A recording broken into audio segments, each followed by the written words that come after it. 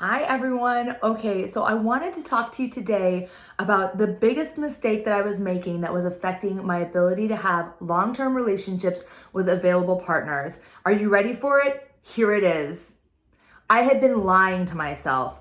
My relationships with men did not change until I was able to get honest with myself about what I was willing to accept from my partner. So for years, I struggled lying to myself about what I thought was acceptable from a partner that I was involved with, telling myself that I'd seen Sex in the City, I was just channeling my inner Samantha, I didn't need a connection, it didn't always have to be passionate, he didn't really have to be that hot, it didn't really have to be that great. And every single time I wasted my time for months, years sometimes, with men that I had no business lying to myself about and ultimately lying to them about. So I caused myself a tremendous amount of pain because I lived in denial for years about what I needed and wanted in a relationship, what was acceptable to me in a relationship. And I caused those men their time and pain as well by lying to them and saying that what I was receiving from them was acceptable in terms of what I wanted for a relationship. So after I had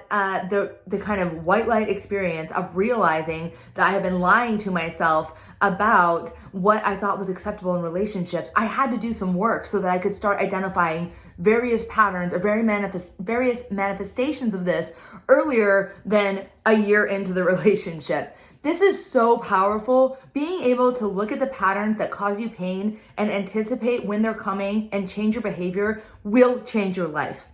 And that's why I wrote the book Relationship Ready. That's why it's available on Amazon, paperback or Kindle, because it will truly change your perspective on men and relationships. And I just know that I kept doing the same old thing and being heartbroken every time because I couldn't see what I couldn't see, which was my pattern of being involved with unavailable men, which was my pattern of lying to myself about what was acceptable. So I want to hear from you. I can't wait to hear what you think about the book, but I also would just love for you to drop me a line about what kind of behavior you have accepted in previous relationships that you now find unacceptable. Drop me a line down here in the comments or send me a DM at honeybee52.